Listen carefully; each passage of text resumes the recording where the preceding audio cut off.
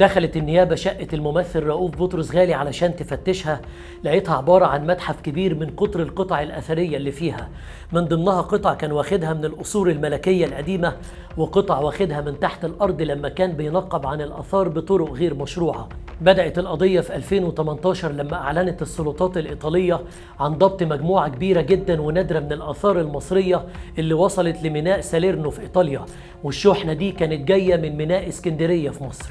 والغريب بقى ان الآثار دي ما كانتش مجرد حاجات صغيرة محطوطة في وسط حاجات محدش واخد باله منها، ده وصل عددهم لأكتر من 21,000 عملة معدنية نادرة، ده غير 300 قطعة أثرية ما بين صغيرة وكبيرة، توابيت وتماثيل وأقنعة مومياوات وقطع ذهبية. والمفاجأة كانت في أول اسم محدش يتوقعه، ممثل مغمور اسمه رؤوف بطرس غالي، ويعتبر هو مسؤول العملية كلها والمتهم الأول فيها. لكن المفاجأة الأكبر إن رؤوف ده يبقى أخو وزير مالية مبارك السابق يوسف بطرس غالي، اللي سبق وتم اتهامه بعد 25 يناير في قضايا فساد مالي كبير.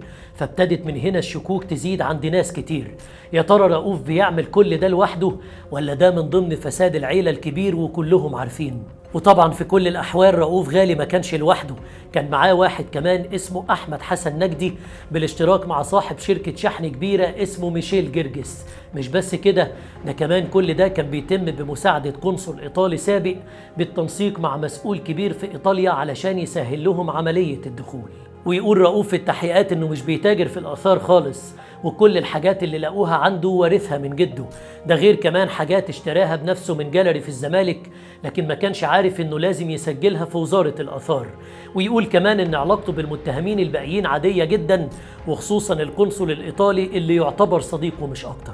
لكن الغريب بقى ان التحريات اثبتت ان في فلوس كتير جدا رايحه جايه من حساب القنصل الايطالي لحساب شركه السياحه اللي بيمتلكها رؤوف غالي.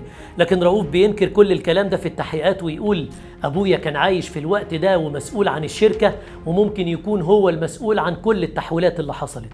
ويتم التحفظ عليه وتؤمر النيابه بحبسه على ذمه التحقيقات اللي خدت حوالي سنة، ويكلف وقتها النائب العام وزير الآثار إنه يسافر على إيطاليا علشان يتابع الموضوع بنفسه، وياخد معاه كمان رئيس النيابة اللي بيحقق بنفسه في القضية، علشان بعد كده يرجعوا بتقرير مفصل وكافي عن كل الآثار المضبوطة هناك. والغريب بقى ان الموضوع طلع ما كانش بس متوقف على الحضارة المصرية القديمة، ده كمان في آثار كتير جدا بيرجع تاريخها للعصر الإسلامي، وكل ده كان بيحصل لفترات طويلة من خلال حفر وتنقيب عن الآثار بطرق غير مشروعة. وبعد رحلة بحث طويلة عن أصل الموضوع، وبعد تعاون كبير جدا ما بين مصر وإيطاليا عشان كل الحاجات المتهربة ترجع، تتكشف تفاصيل القضية اللي طلعت بعد كده عبارة عن شبكة كبيرة جدا شغالة بقالها كتير في الخفا وبتنقب عن الآثار من غير ما حد يعرف، لحد ما تحول رؤوف بطرس غالي لمحكمة الجنايات اللي حكمت عليه بعد كده بالسجن المشدد 15 سنة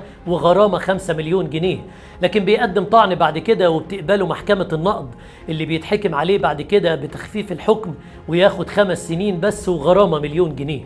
وكل ده طبعا مع رد كل الآثار المضبوطة للدولة. الحدوتة دي كلها بتقولك ما تتخدعش بالمظاهر وما تصدقش أي حاجة تشوفها قدامك، لأن ببساطة اللي يبان قدامك طيب وملاك وفي حاله ممكن جدا يبقى مخبي بلاوي كتير.